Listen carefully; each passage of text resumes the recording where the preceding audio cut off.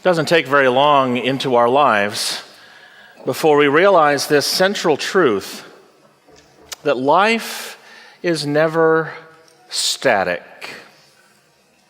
If there is any constant aspect to living, it is the reality of change and our subsequent and necessary adjustment to those changes whenever they come. Just when you think that life is smooth sailing, there's a storm that hits you. Just whenever you think your path is smooth and there are no potholes ahead, then a surprise greets you just around the corner. It's the way life is, isn't it? Just when you think all is going well, there is trouble. And so we'd like to think otherwise. We would love to believe otherwise, but there is no such thing as stasis and stability in life, because to be alive means to be in constant flux. Just take a look at Paul's words to the Philippians that Chris read for you just moments ago. He said to the Philippian church, he said, sometimes he was full, but sometimes he was empty. Sometimes he had plenty, and sometimes he was poor. And then I invite you to take a look at the card that you just filled out with Justin during the congregational prayer just moments ago, because on it are words and phrases from your own mind written with your own penmanship to describe just how much fluidity and chaos there is in your life right now.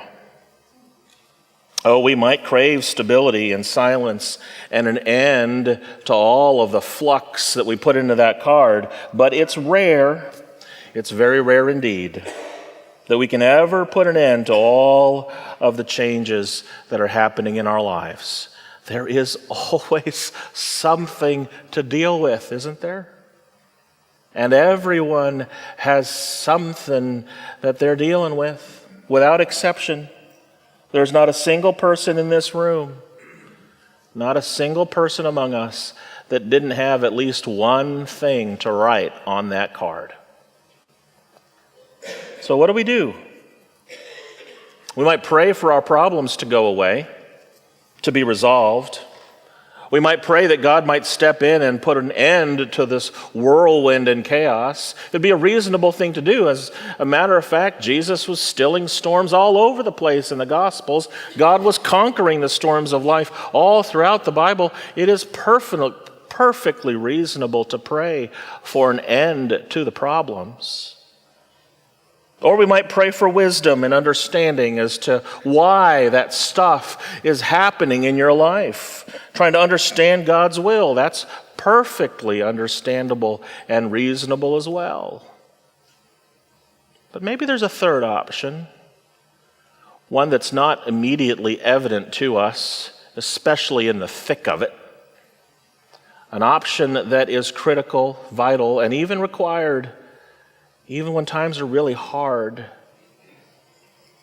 Maybe, is it possible, even in the midst of the bluster of life, to find a way to be grateful? Wow, that's got to be tough. When the late John Claypool lost his 10-year-old daughter to leukemia, gratitude was the only way that he survived it. He told others about that experience in his incredible book, Tracks of a Fellow Struggler. He writes that after his daughter's death, he had an option to follow one of three different paths. Option number one was to say, well, this was just God's will. I just have to accept it. This was just something that God planned to happen. I just have to understand it. But that was not helpful, he said. He could not believe that God would will a 10-year-old child to death from leukemia. So he tried the second path, which was to try to intellectualize it, to try to understand it as to why this happened. He tried to make sense of it. But that didn't work either, as you could very well imagine. There are some things we just can't get our minds around. And there are some things that we just can't intellectualize. His daughter's death didn't make any sense by any level of reason.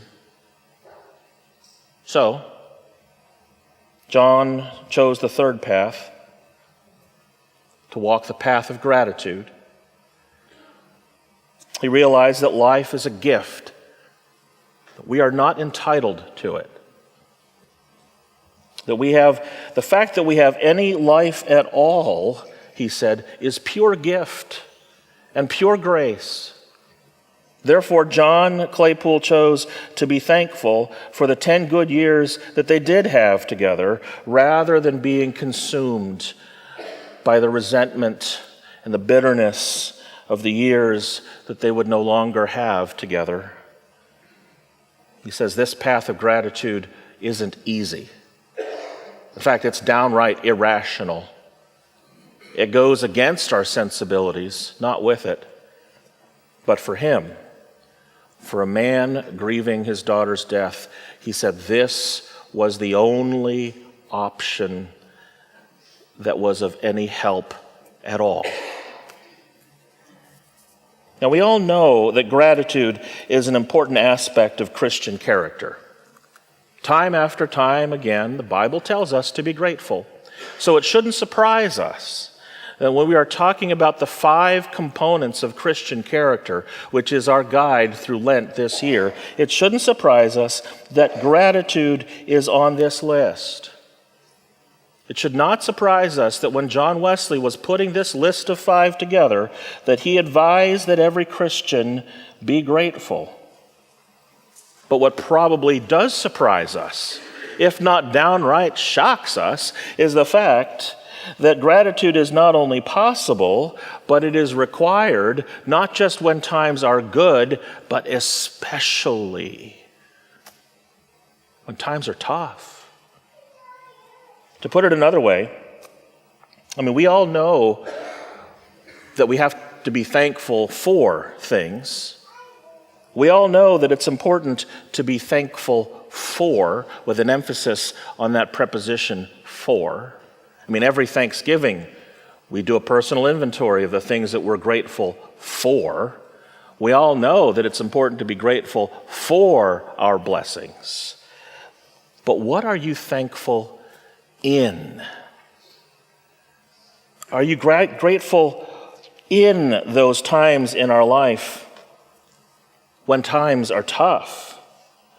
Are you thankful in all circumstances, in any situation, in those moments when life throws you a curveball? That's what Paul was saying to the Philippian church, that he has found a way to be grateful in every circumstance.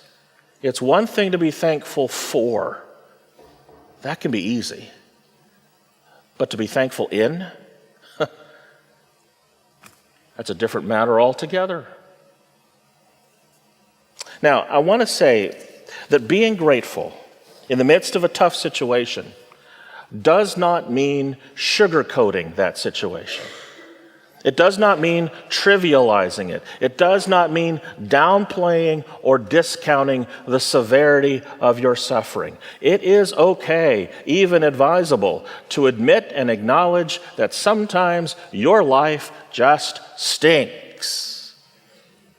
And the darkness is really dark, and the fog is really thick, and the confusion is really menacing, and there is this haunting quality to your life that seems to follow you wherever you go. It is okay, on the one hand, to admit that life sometimes is just crummy, and the trouble is crushing, and the darkness is just awful, and sometimes you need to find the way to acknowledge just how rough that is.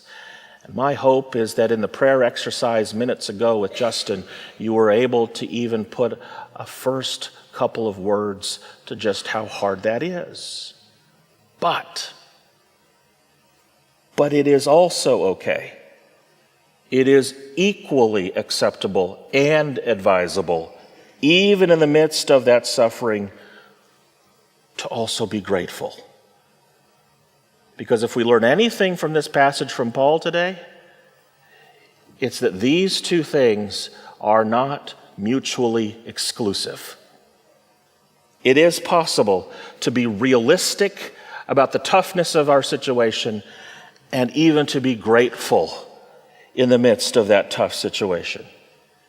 It is possible to be upfront in acknowledging how hard life is for you right now, and even possible to find reasons to be grateful right now in the midst of your suffering.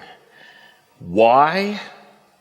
How is it possible that Paul is able to have these two ideas held in a creative tension with one another? How is it possible that Paul, even in his emptiness, can be both realistic and grateful? Well, he gives us the answer. In the very last verse of today's scripture reading, he gives us a verse that not only culminates his lesson to the Philippian church, he offers a verse that we have learned as children. In Philippians chapter 4, verse 13, he says, I can endure all things through Christ who gives me strength. That's the secret. That's how Paul is able to do both. Acknowledge the suffering of life, but still be grateful. Because I can, he says. I can do all things through Christ who gives me strength. And that is the message for us. Even when you think you can't, God can. Even when you think you can't go one step further, Christ can give you strength. Even when you can't see the silver lining in the dark cloud, God can give you better vision. Even when you can't see the diamond that's in the rough, God can give you patience and hope. And only when you remember God's power and presence in your life, and remember those things in those times in your life when all seems lost, can you truly ever be grateful in a way that is even greater than just being thankful for things. You can even be grateful in all circumstances.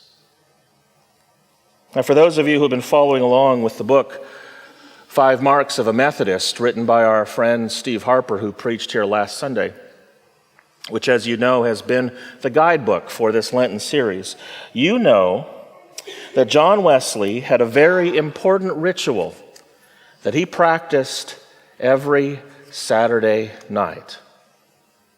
Now, I don't know what you do every Saturday night, but it probably wasn't this.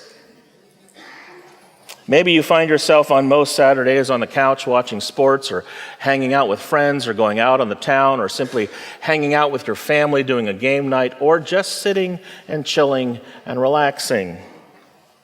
But I suspect that you don't do what John Wesley did every Saturday night. But maybe we should.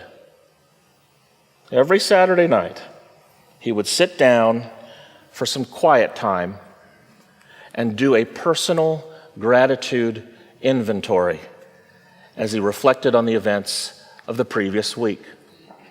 He would consider 3 questions, and he would write down with his own words and phrases, with his own penmanship, his own responses to each of these 3 questions. Question number 1.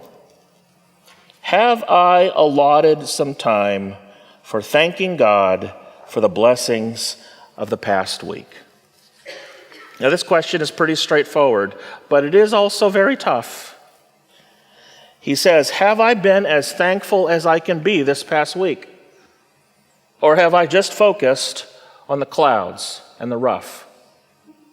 Have I just focused on my problems or my struggles or my challenges?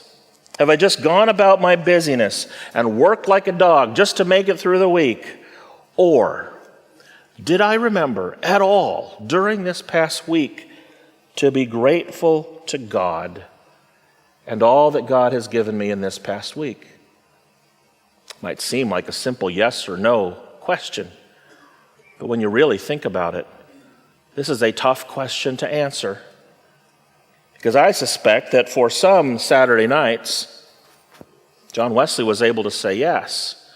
But if we were to do that and ask that question of us on most Saturday nights, all of us would have to admit that gratitude was not a guiding principle in our past week, or even a prevalent aspect of the last 7 days.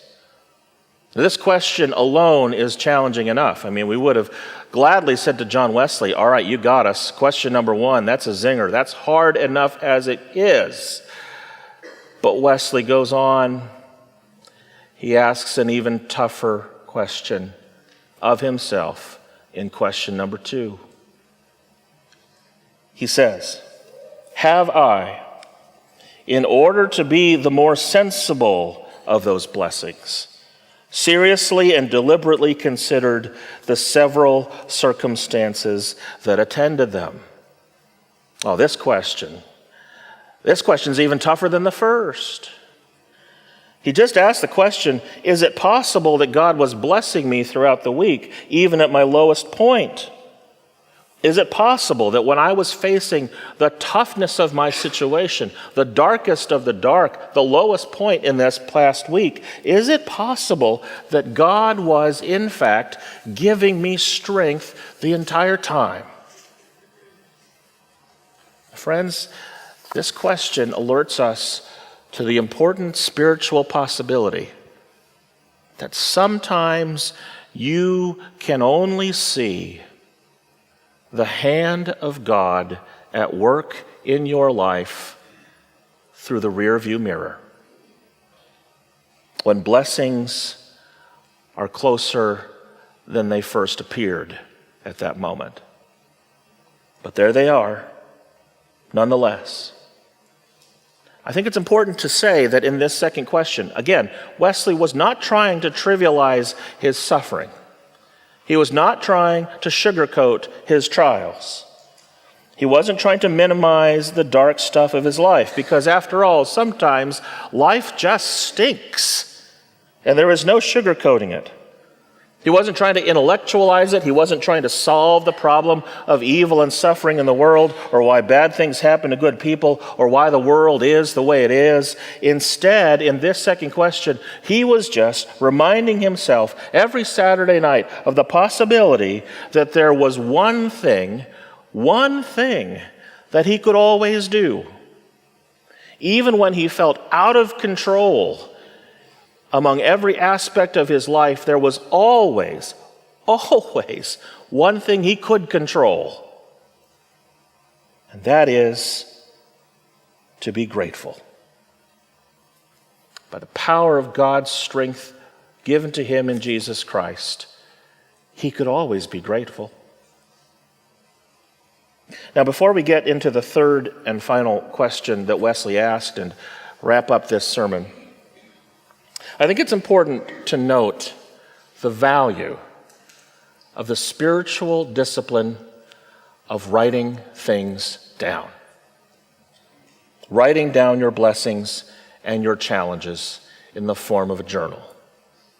It is, after all, one of the very first things we learn as children is to how to write down our words, put them on paper, externalize them from ourselves, and put them in our own penmanship. And I think there's a word here that Wesley models for us, and that even Paul offers to us in this letter, of the importance of keeping a journal for yourself. Now, I realize that the word journal might just be, for some of us, a fancier word for diary. So we might think that writing down prayers and devotions and reflections are just too childish for us.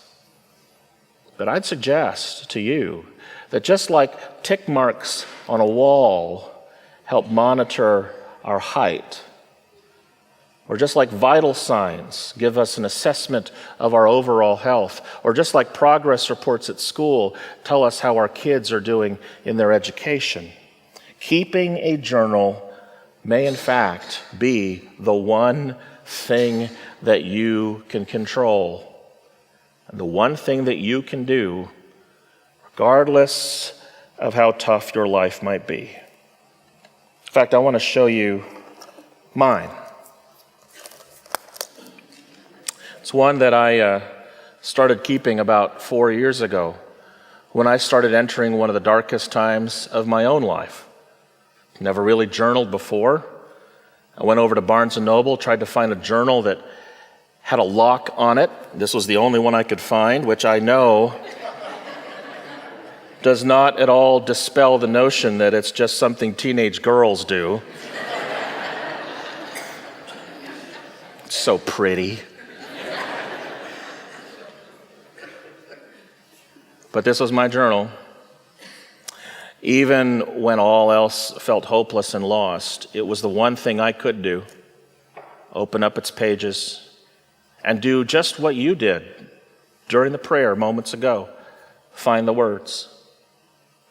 Let the Spirit guide you to the phrases to explain what it is that you're dealing with. I look back on the pages of this journal. You know what I find? I find both things. The reality of the suffering, but also that God was with me the whole time. I just didn't see it. Because sometimes, only through the rearview mirror can you realize that God's blessings are closer than they first appeared. I want to suggest to you that in fact, you can endure all things through Christ who gives you strength. Maybe writing down on your card today is just a first step toward keeping your own journal of your own prayers, thoughts, and reflections and examples of God's strength in you. And maybe as you keep this journal, you will realize, in retrospect, down the road, as you look in the rearview mirror of your life, that God's blessings right now are closer to you than they might first appear. And the only way you can see that down the road is if you journal it. Which leads us all to the final question of John Wesley. The third question he asked of himself every Saturday night, which in many ways might be the toughest one of them all. Because nothing else mattered if it weren't for this last question. Number 3, have I considered each of these blessings as an obligation to greater love and consequently to stricter holiness? This was John Wesley's way of asking himself, in what way is God blessing me right now, even through the darkness and toughness of life, to be a blessing for someone else?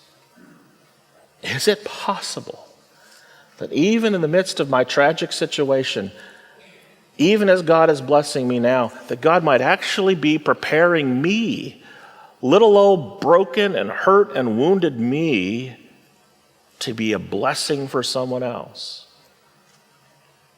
I want to remind you of where this 5-mark series is going.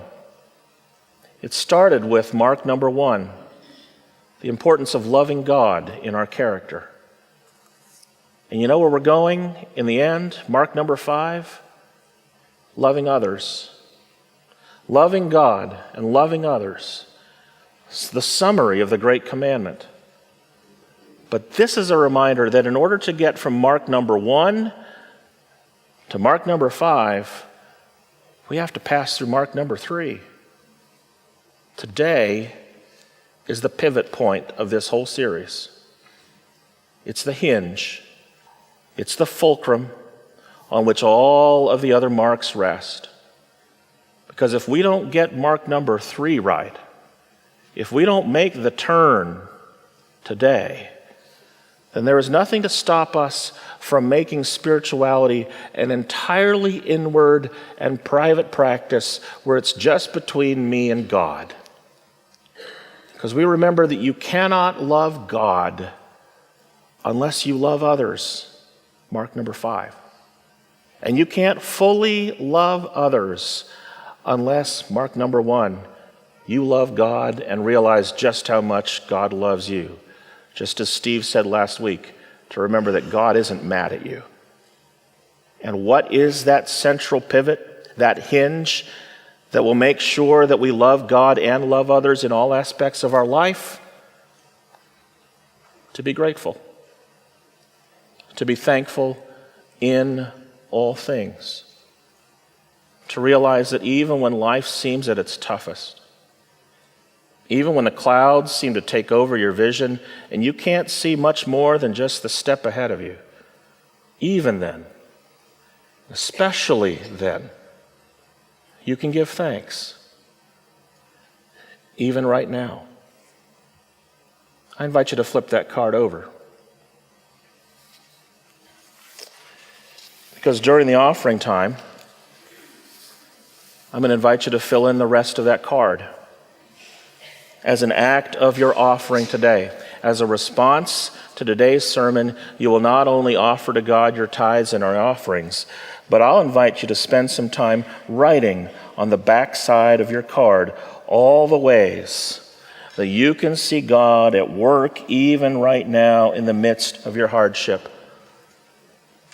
And then, I'm not going to ask you to turn that card in.